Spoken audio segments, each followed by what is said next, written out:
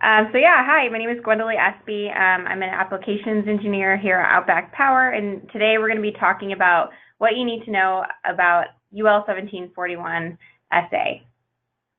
Like Hannah said, this webinar will take about, a little bit less than 30 minutes, so we will have plenty of time for the Q&A session at the end. All right, so let's get started. Let's see. All right, so today we're going to be talking about what is SA. You may have heard of it. You may have heard, some people talking about it. So we're going to go over exactly what that is and what that means. Then we're going to talk about what's the timing of all of this and how does it affect you possibly. And then we're also going to be talking about Outback Solutions. All right, so first thing is, what is SA? So SA is in reference to UL 1741 SA for grid support functions. So UL 1741 SA is the test standard by which we certify our inverters to. And we test them to meet HECO Rule 14H requirements, which is Hawaii, and we test it to meet California Rule 21 requirements. So kind of an analogy I came up with is, let's say, for example, you say, I need people who can jump 3 feet. And I say, I need people who can jump 6 feet. Well, there's a test standard that we could point to that says, okay, this is how we're going to validate how many feet one could jump. And you can't use a trampoline. You can't jump off a diving board into a pool. You can't, you have to jump off from cement into the sand, and you get 30 feet to run to get a head start. So it kind of like sets the standard on how you meet it, and we're going to measure off how many feet horizontally you jump, and that's the requirement, and that's how you're going to meet those requirements. So HECO is kind of like, all right, they want 3 feet. California is, we want 6 feet, and UL 1741 SA is a test standard saying this is how we're going to test it to verify that you get your 6 foot and you get your 3 feet. It's a little bit of an analogy. So HECO and California both have their requirements that they're unique. The values are unique. They want the same functionality. And then UL 1741 SA is just a test standard to standardize that, that those requirements are met. So as more PV is installed in an area, a high percentage of PV in certain markets has a potential to create additional strain on the electrical grid. So these states have asked for help from interconnected inverters. So starting September 8th, new installations in Hawaii and California inverters Hawaii and California will require inverters to be listed to provide grid support or smart inverter functions. So grid support or smart inverter at this point are synonymous, but from now on, I'll be mostly referring just to grid support. And this is for inverters that will be interconnected. So it includes battery-based and grid tie inverters. All right. So here we have several levels and types of standards. So we have local agreements, we have state laws, we have the test standards, and finally IEEE 1547, which is a voluntary industry standard. So UL 1741 SA is an annex to the original test standard. So UL 1741 already existed. They added an annex, and that's where the SA comes from. And that's to test the grid support functionality that HECO and California are requiring. So states wanted these grid support functions, but they didn't want to wait for IEEE 1547 to be released. So they took action, which in turn, the test standard, UL 1741 SA, was developed. So this is sort of a different way of how things got trickled down. Normally, it comes from the top down. So, from the industry, the national industry standard or voluntary standard or industrial standard, and it goes down to the states and then to the local level. But here we actually have California and Hawaii saying we're not going to wait for that. So they created their own, and now they, that resulted in UL 1741 SA for the SA portion, that test standard. So actually, IEEE 1547, they should be releasing their the new version either at the end of this year, but most likely the beginning of next year. And it's possible in the future that California Rule 21 and HECO Rule 14H may refer, and also actually UL 1741, they all may refer to IEEE 1547. So it kind of started from a local level and now it's moving up the chain. So it's a little bit different of how this all rolled out. Okay. So these new requirements are a big change. It's everything turned upside down on its head. So we have two problem statements and two categories that grid support is trying to support those problems. So we have our first category is ride-through, and then our second category is voltage regulation and power functions. So for ride-throughs, inverters were mandated to be twitchy if they were slightly out of range, required by previous versions of standards. So in previous versions, they were to immediately disconnect. So this is when that nominal range of frequency or voltage was exceeded.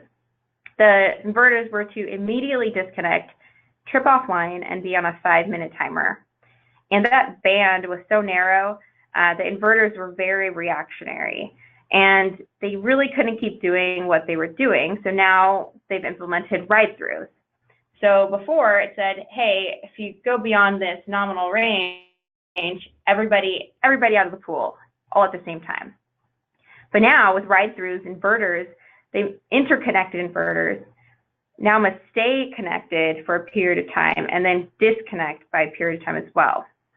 So in addition to that, now inverters are not only waiting it out a little bit longer, but they're also supporting the grid during that ride-through as well.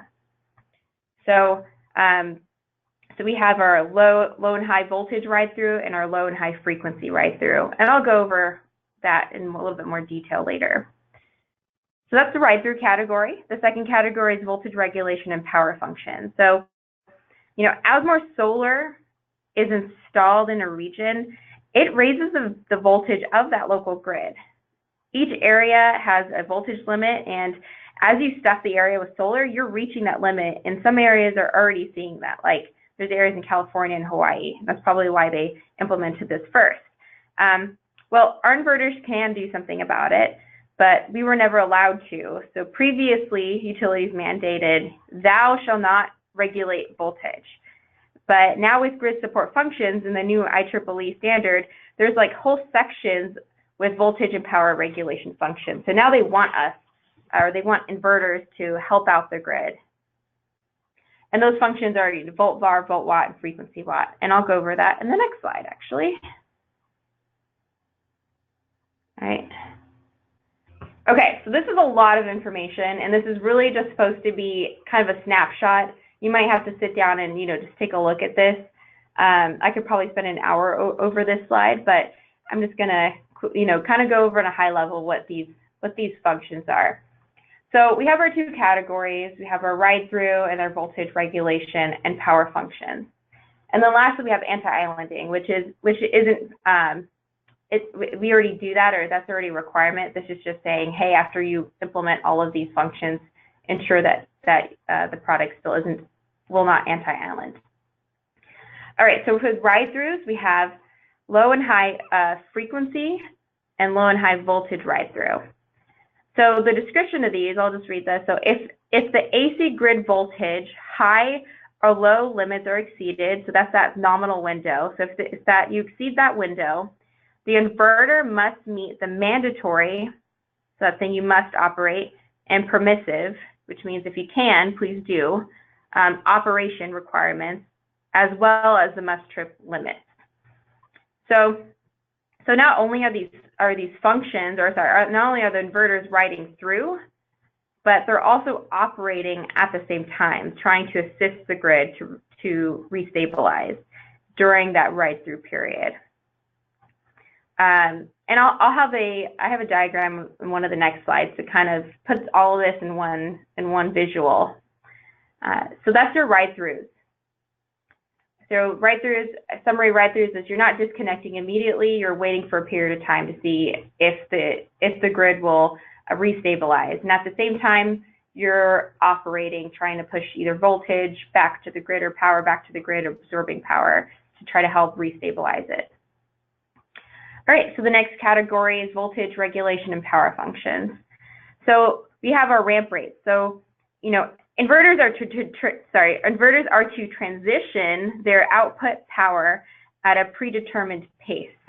So this just prevents rapid changes for power systems that can lead up to large-scale disconnections. So, maybe at the beginning of the day, the sun's rising and all of a sudden all the inverters turn on at the same time. So it's trying to prevent that switch type of behavior. So it's just saying, okay, let's ramp up a little bit slowly instead of behaving like a switch or a surge.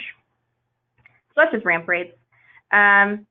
Specified power factor. So this is specified by the utility, and it depends on the type of loads the utilities are servicing in that local grid. So it's just, yeah, a specified power factor by the utility. Okay, the next three, we have volt var, we have volt watt, and then frequency watt. So these next functions are dependent on voltage and frequency that go beyond the voltage or frequency in that nominal window. So, volt var, so again, it's a response to grid voltage, and it responds with reactive power. So that's the var part of it. Then volt watt is a response to grid voltage. So if you go above or below that nominal window, then it's going to respond with wattage out to the grid. And then frequency, if you go, beyond that nominal frequency window, it's a response with inverter power back to the grid. And then lastly, we have anti-islanding. So that's just protection to ensure that the inverter doesn't backfeed a disabled grid. So if they need to service the grid, it's just making sure that the inverter isn't putting power to, a section of the grid that shouldn't be powered at that time. Okay, well, not all grids are the same. So the settings that will be required will not be identical throughout the world, or even through here we have Hawaii and California. So the functions will be enabled or disabled, and the settings for the functions will be different for each region. So right now we're looking at enabled or disabled, or functions that are needed and functions that are not needed. So we have HECO, for example, you can see Hawaii, they require frequency watt and volt watt, where California does not at this point require that. But even for example, ramp rates, they both require ramp rates, but they might require, maybe California wants you to ramp slower and Hawaii wants you to ramp faster.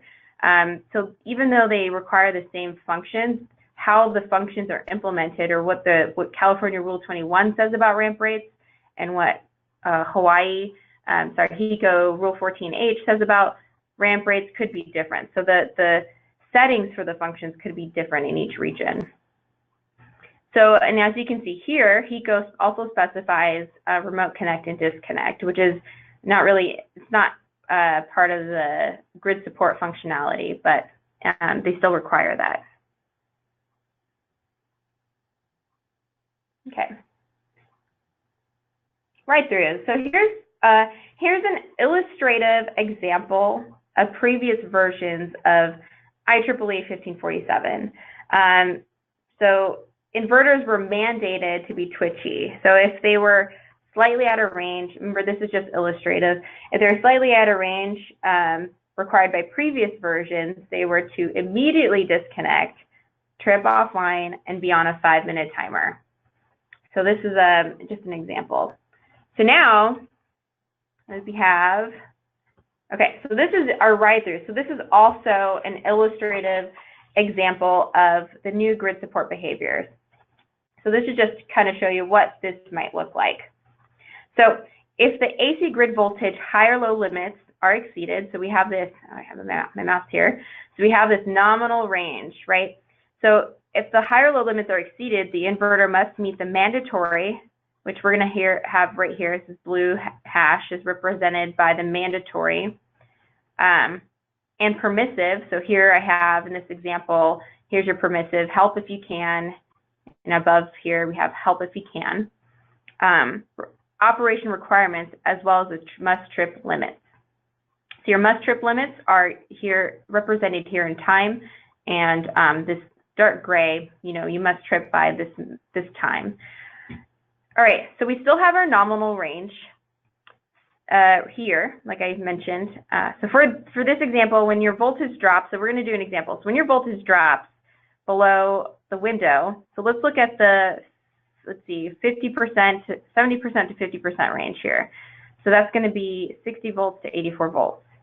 The inverter must remain connected for at least, in this example, this is just an example, for 10 seconds. All right. However, you must disconnect by the 11th second. So this is your ride through. Let me go back up. So before you just disconnect, I'm pretty sure it's like 0.16 seconds or something like that, really fast. You just disconnected. Here, we're riding through this short disturbance, and then by the 10th second, you must ride through the 10th second. During this, between the 10th and 11th second, you can continue to ride through, or you could disconnect by the 10th second. Here, you can do whatever you want in this white area, and then, but you must trip by the 11th second.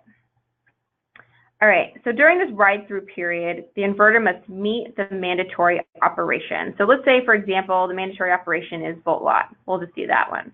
So, so what would happen is if the voltage were to dip down, then you would have to output, wattage to the grid to try to help restabilize it. So, and then let's say you're below 50% nominal voltage. This is your permissive. So this is the inverter must remain connected. Here we have 1 second for 1 second. In this region, though, it doesn't have to operate, but the utility would like you to help if you could, but you don't. The inverter doesn't have to. The inverter must disconnect to the grid by the second, though. And during this time, the inverter is just a conductor. So this is a permissive. This is an example of the permissive operation referenced in ride-throughs. You don't have to operate. You don't have to do any functions. You just got to stay connected. Be a conductor. So the permissive operation, can be beneficial because the inverter doesn't trip during this time. So what this means, at least for this example, so what this means is that when the voltage returns back above this region, the inverter can immediately operate again, business as usual. So you're not on a 5-minute timer. You're not losing that time that you could possibly be, producing. So, and like I said, this is just an example, and your jurisdiction will dictate what the times and modes of operation are. This is just something to help understand what's going on. So really, the big picture is you're riding through, and then you're also doing some type of operation as well during that ride-through period. And that's what grid support is. All right, so this is a slide. This is great information from EPRI. So this is a depiction of how grid support helps the grid and the market. So on the left, there's an area with PV at unity power factor. So that's a power factor of 1. On the right, we have the same area, but we have now volt bar control. So volt bar is part of the grid support one of the grid support functions. So you can see here that you almost double the amount of percent, the penetration of PV before you hit the red areas where you're possibly maximizing that maximum feeder voltage. So you're able to actually install or put in that same area more PV because you're not hitting those maximum feeder voltages. So overall, like the message here with grid support or with grid support functions, that it will help prevent destabilization of the grid, which means more time for inverters to produce or sell, and you're also able to add more PV in an area.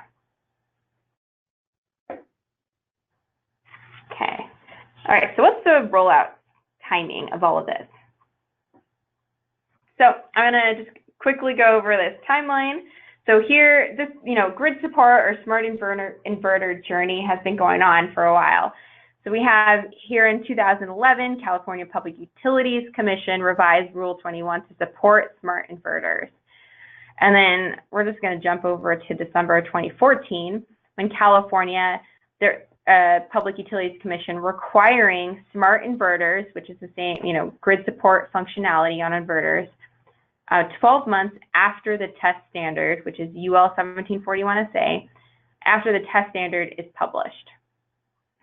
So here we have July 2015, August 2016. This is the time that, that UL 1741, that test standard for grid support or smart inverter functionality is being developed. And during that time, Hawaii says, hey, we would like smart inverters too, and we're going to require this 12 months after the test standard, UL 1741 SA, is published.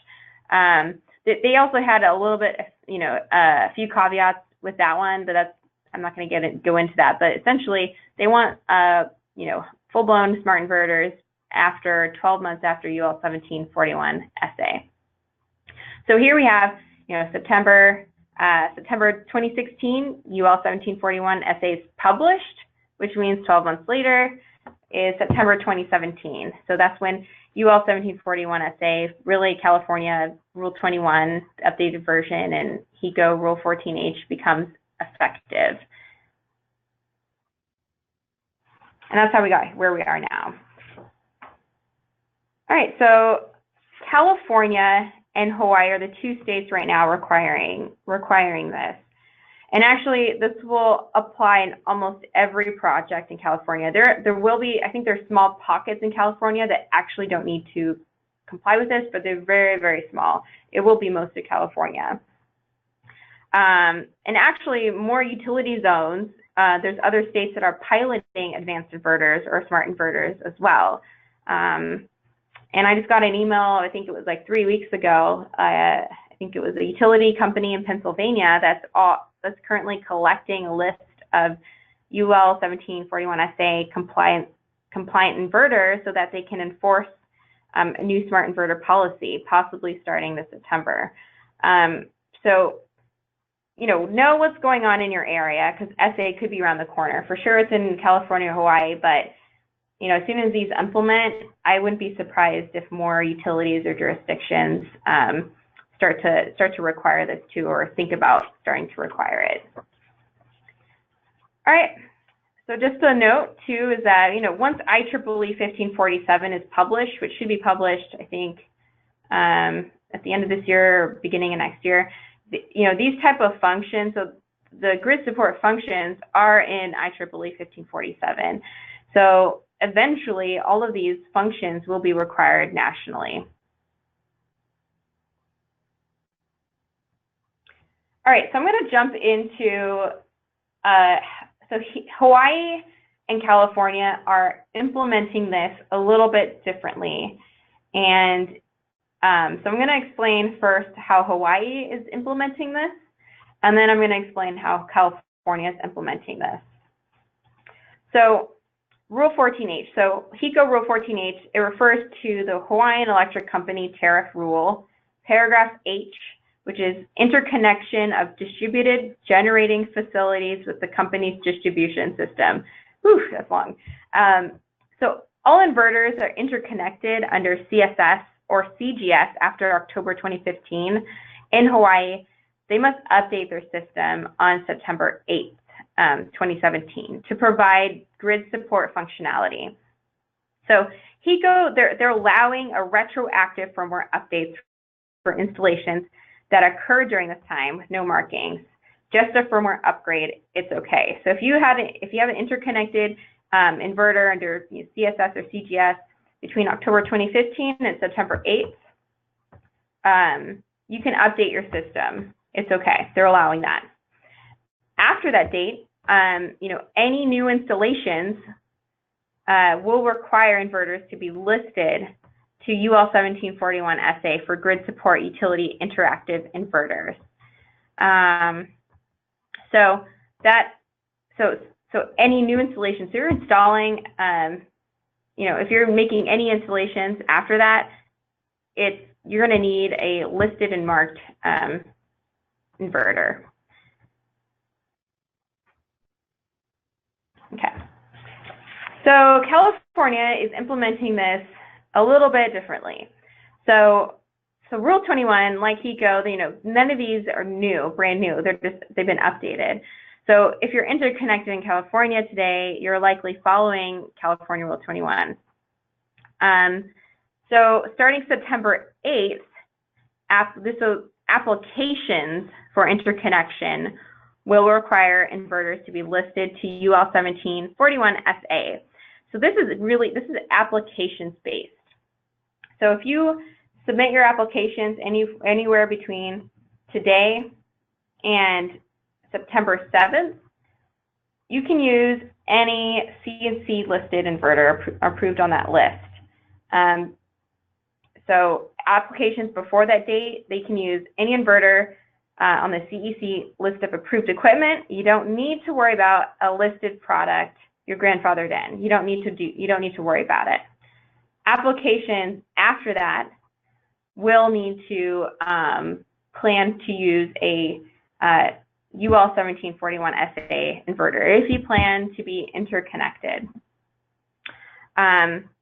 So I just want to reiterate, this is not for units that are already installed or only for new installations that have applications after September 8th. So it's applications based. So if you submit your applications, let's say September 5th, and you don't do you don't do the installation until after, maybe in October, you can use whatever inverter was available or on September 5th. You don't have to use the UL 1741 SA inverter.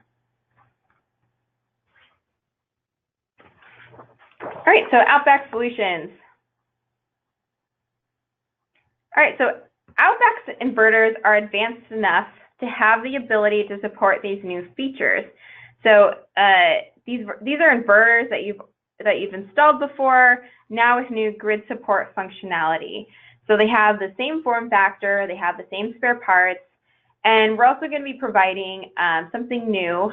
We've kind of been doing it for Hawaii already, but not really for everybody else. But we're going to be providing GIP files. So it's grid interface protection, but you just GIP is just fine. So we're going to be providing GIP files that will streamline settings for an area. So remember when I said, I'll talk more about this a little bit in the next few slides, but remember when I said that California has different requirements than Hawaii, and I think even within Hawaii there's 2 zones that will have their own requirements. For all of those, let me go back.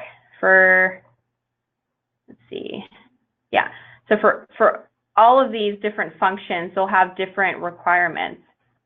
So what we're going to do is we're going to provide GIP files that will automatically, all you have to do is select what area you're in, choose the right file, and then it's going to populate all of the values that are for your area so that you don't have to do any manual programming. So we're just trying to make this as easy as possible. And I'll talk a little bit more about that too in a future slide. All right, so Radian models will be available in August 2017. We're accepting orders. Now we're doing pre-sales, so it's going to be on a first-come, first-served basis. So make sure to, if you know you will need a UL 1741 SA listed and marked inverter, get your pre-orders in.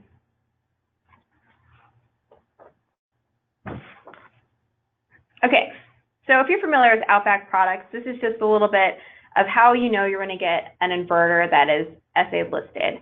Because there's going to be a transitional period where both non-SA and SA products will be available to order, which is actually today. You can order, units that aren't SA and units that are SA. So we have our price list names. So right now we have, for example, GS8048A, and then we have GS8048A-01. So this -01 is your UL 1741 SA listed product. and the same thing for the 4048A-01. So that's your indication that you're ordering an inverter with grid support functions. All right, so another location will be your POs and box labels. So that's where you'll be able to also identify if you're having an inverter that is listed. So it's going to have that -01 number. And then lastly, if you want to, let's say you didn't use the price list, you threw away the box, and you want to make sure that you have a UL1741SA inverter. So part of the UL1741SA is that you must put grid support utility interactive inverter. Really what they want is you to make sure that you put grid support on the label on the inverter. So this is true even for, not for our products, for anyone's products that will have grid support or be listed to UL1741SA. You really want to look for, here is our GS4048A label, and it's actually like way bigger than this. I just zoomed in so you could see the grid support parts. That's what you're looking for. But we don't want you to strain your eyes, especially for this huge label. So we're also going to be including this standalone label. It says grid support utility interactive inverter. So that's going to be your indication that you have a grid support or UL1741SA listed product. Like I said, this is true even outside of Outback. If you have a grid tie inverter, you want to look for this grid support. That's your key. All right, so we have our, this is a little bit of technical information about our products, if you're familiar. So like I said, we're going to have GIP files that will streamline settings for an area. So it will contain parameters for a specific regional grid intertie. So it'll just have your pre-settings for your area. And we'll have a profile for your jurisdiction, so just to ensure that you're compliant for your area. All right, and also if you have a multi-inverter system like today, and you replace an older inverter with a new -01 or SA inverter, you will need to upgrade your other inverter's firmware's revision with a Mate 3S. So when you have a multi-inverter system, the whole system needs to be on the same firmware level. So if you have a -01 or SA inverter, that inverter is going to have a different firmware level or a different firmware revision than your previous inverter. So you're going to have to upgrade your system. And you also, at the bottom here, we have must use Mate 3S or access port for grid support inverters. So you cannot use the Mate 3 for these new inverters, only the Mate 3S for these SA inverters.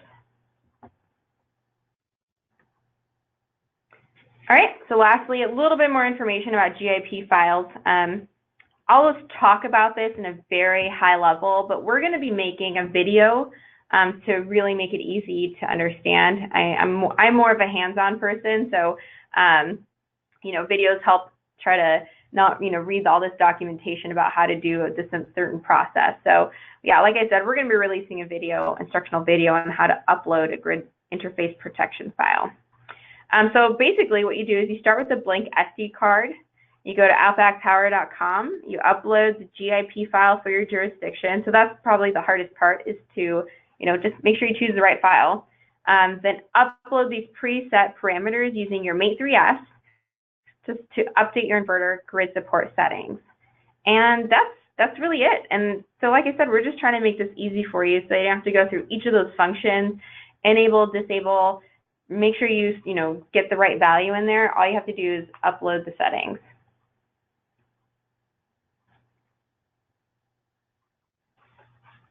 Okay, well, that's all that I have. So just to summarize a little bit. So when people talk about SA, the key message is it's talking about a test standard.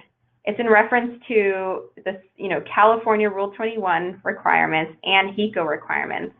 The test standard is just how to standardize that you're in verification that you meet those requirements. And what it really means is grid support or a smart inverter. So when people are talking about SA, they're really talking about, does this inverter have grid support functionality to, to California Rule 21 and to HECO.